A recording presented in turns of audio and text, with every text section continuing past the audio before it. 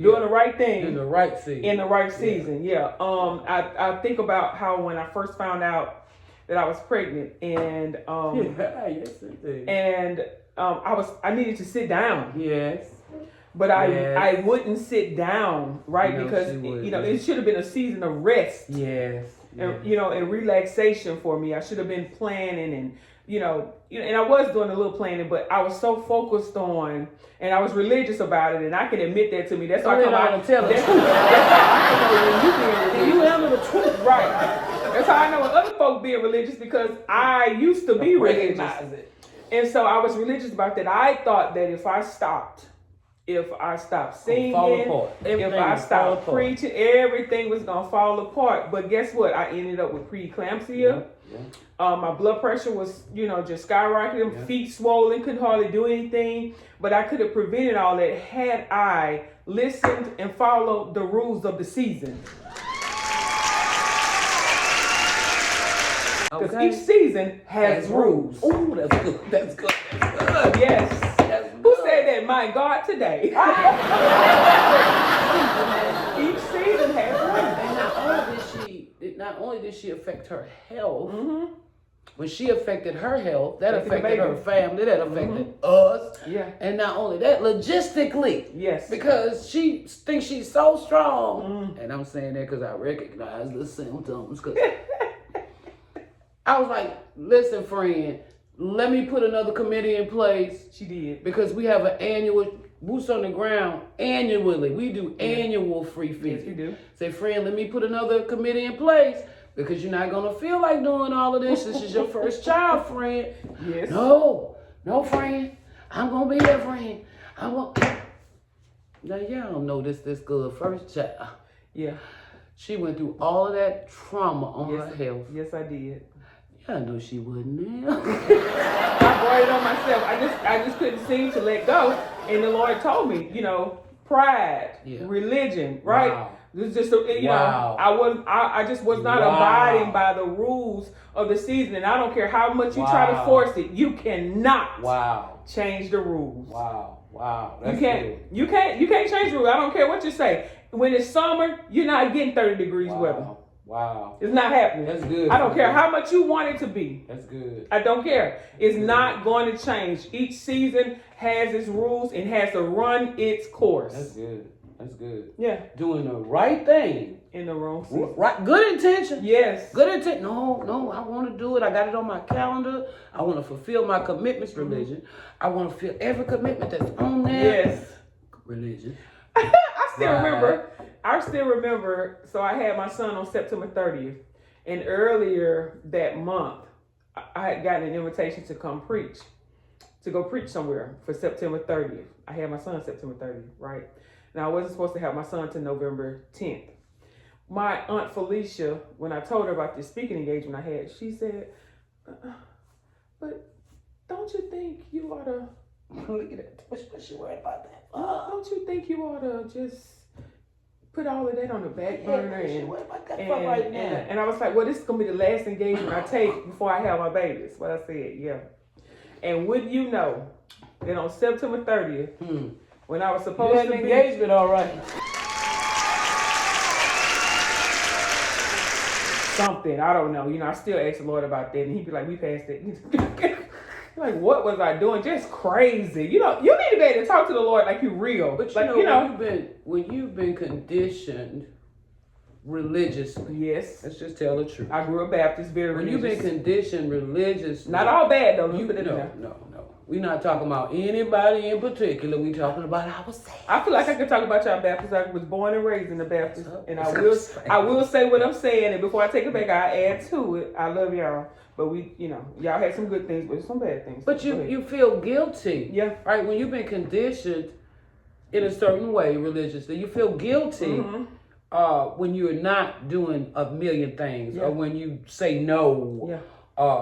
You feel guilty. There's a guilt there, right? There is. And so I think that's why. But it's from the devil. Yeah, because that's why Jesus made it a point. Like, you can't be saved by works. You don't work to get saved. You work because you're saved. Right. See, that's the thing we gotta get. You're not because working to get we're saved. You're not working to stay saved. Mm-mm. We work because we love him. Mm-hmm. That's why we work. He saved us and we love him. Right. And we want to do everything we can for him. But just like anything else, sometimes that becomes corrupted. Yes, it does. And people begin to try to make people feel guilty. Yeah. Right? Yeah. But I think you ought to feel more guilty about always being in heavenly places, and then when you come back to earth, you don't have no word, you don't have no commitment. Friend. You know, you always let it go, you've friend. been praying 9 days, but you still lying. Oh, I think you ought to feel more guilty about that kind of stuff. And we should, because your word is your bond. Okay. So if I tell you I'm gonna do something, unless now I'm in the hospital, there are circumstances. But I'm gonna do everything I can to fulfill that commitment. Yeah. That's integrity. That's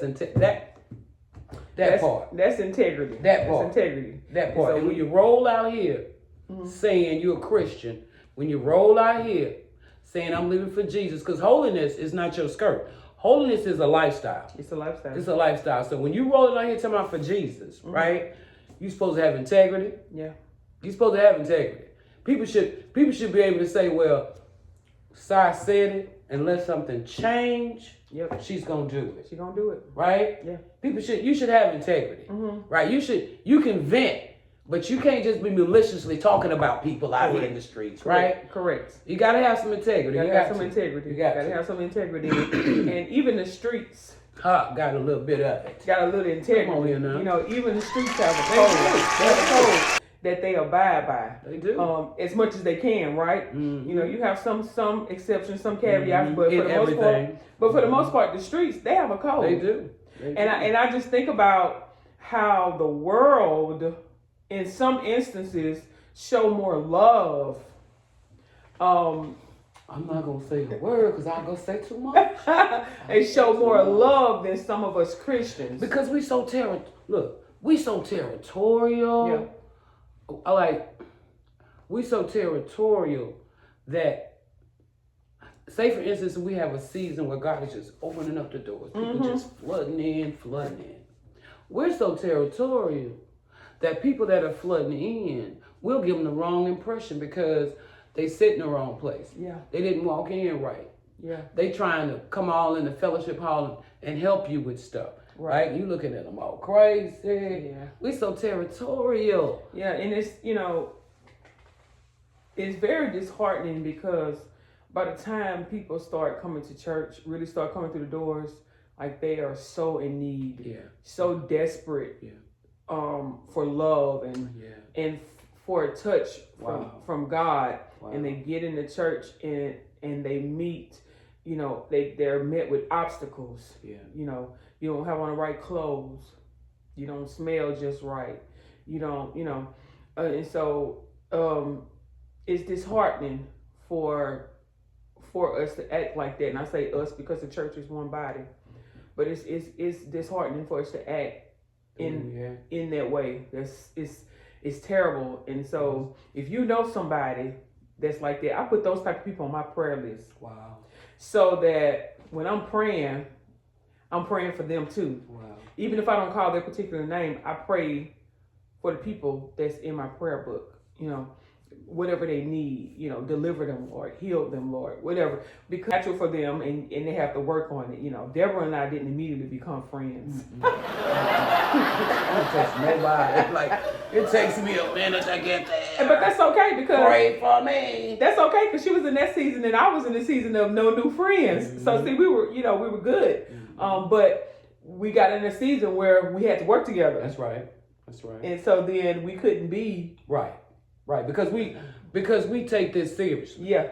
We take him seriously. Yeah. And so in that environment, then the real us had a chance to come through, right? We got a chance to see each other. Yes. Like we really got a chance to see each other, right? And that doesn't happen all the time. And sometimes we talking about seasons. Yeah. Sometimes in the church, people are promoted out of season, right? Sometimes people promote themselves out of season. And that never works out. And so what you got now is you have somebody that stepped into a season doing the wrong thing, right? Because maturity comes with flowing in the right season, right? So a lot of times, a lot of these things that are happening in the church, some people are out of season. They out of season. I went to this prayer conference last week, and one of the mothers that was speaking, she talked about us being called upon, but it's the wrong season. She said, some of you are up next, but you're not ready. And she said, we got to get you ready. You up next. You up next. But you won't go now. Yeah, but you want to go now. It's not your season. It's not your season. This season right here is for you to train. Yes. For you to listen. Yes. For you to observe. For you to get closer. For you to hear better. Yeah. But no, you ready. You ready. You want to make the season come. Oh, yeah. What we just said about forcing seasons. Oh, girl, it never works out.